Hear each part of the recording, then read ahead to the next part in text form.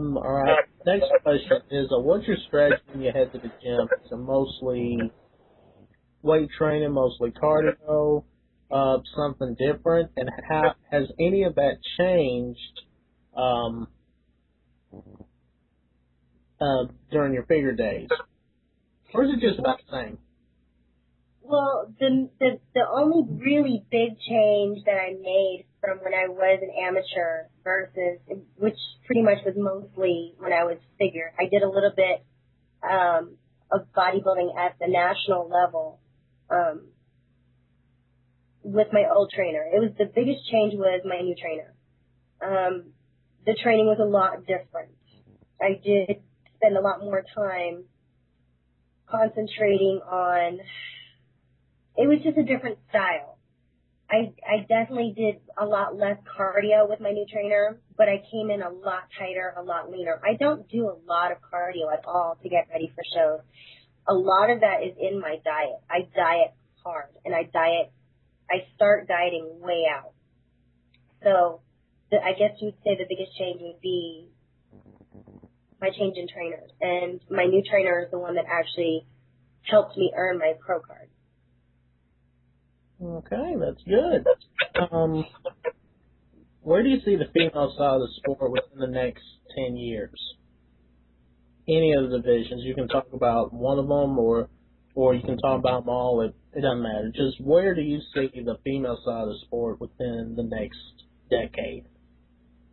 Well, we could start with bikini. Bikini, of course, since it is new, it's going to go through a big boom. I think there's going to be more and more and more bikini competitors going to the sport.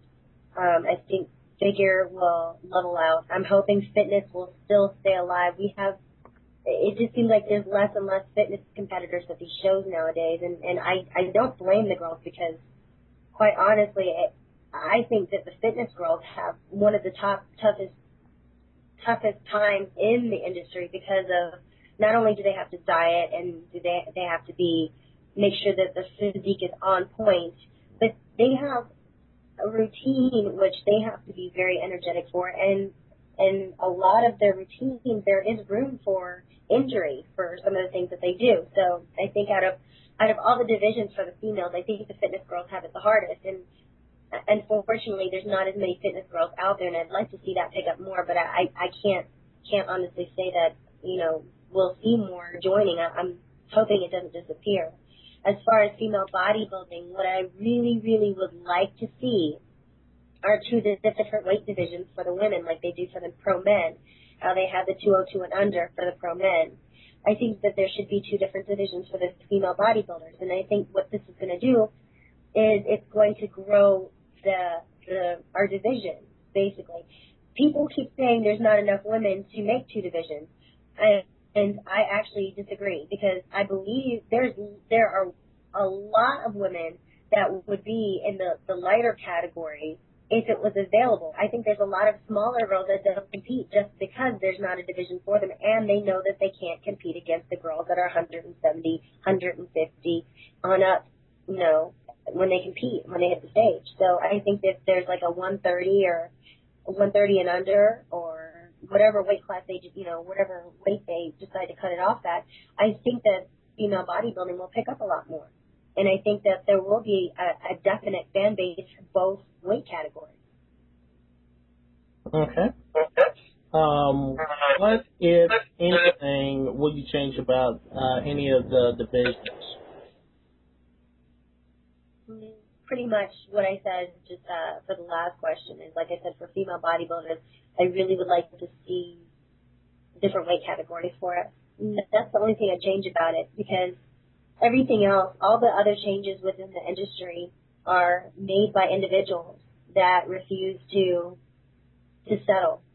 So all changes are going to come from within, but the biggest thing that they need to make at the higher levels, like I said, is the different weight divisions. Okay.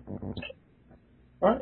What competitors do you look up to the most for your inspiration, past and present? Present, I really, it's funny. I know I stay involved at the local level in bodybuilding. I help out at the NPC shows out here, and I stay involved with a lot of our local shows out here. But as far as at the pro level, quite honestly, it's funny that I don't really follow the sport the way a lot of people think I should. And mainly because I think that I know myself. If I get caught up in the hype of who's who and who's top dog right now, I'd end up comparing myself to whoever the top dog was at the time. Whereas my mentality going into a show is I have to do better than I did last time. I'm always competing against myself. So I really don't get wrapped up in who's who of our industry right now at the pro level. As far as who inspired me and motivated me in the past, even before I got involved in fitness, there was quite a few women that got me interested. The main one is Gladys Portuguese. Kiana Tom also. I used to watch her fitness show in the mornings and remembering that I would love to look half as good as she did. But like I said, as far as bodybuilding, Gladys Portuguese and Rachel McGlish, those were two of my favorites. As far as who I really admired, Linda Murray was one of the bodybuilders that I admired greatly because she was just so statuesque on stage and she just put out this presence, and I enjoyed watching her on stage. Okay, last question is, what are your future plans heading into 2010 and beyond? Well, the rest of the year, I'm taking off the rest of the year. I'm focusing on a lot of personal improvements as far as outside of the bodybuilding world. I wanted to go back to school. I'm working on that because for some of the people that don't know, I did recently, within the past 2 years, divorce after 12 years of marriage.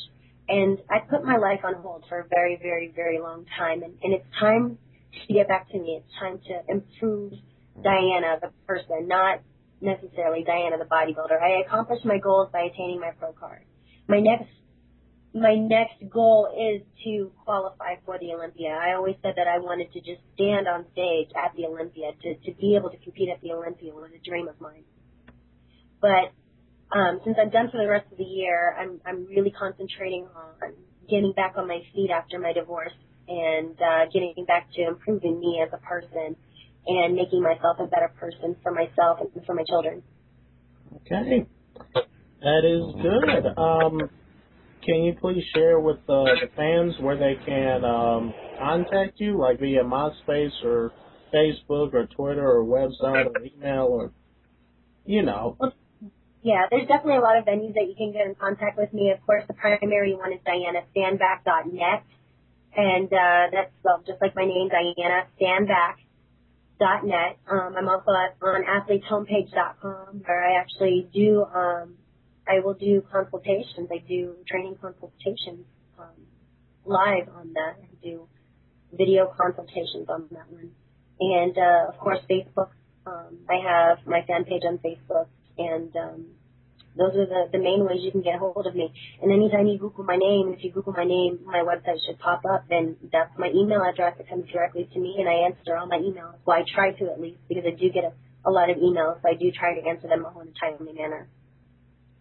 All right. Well, on behalf of the nation, thank you so much for being a part of this, like I said, a very historic interview. Never before has FitGems ever done an audio interview, so we thank you for that. Well, thank you for having me, and I appreciate you guys wanting to talk to me. No problem. We will talk to you later, and best luck to you in everything you do, all right? Thank you. Take care. All right, same to you. Bye. Bye.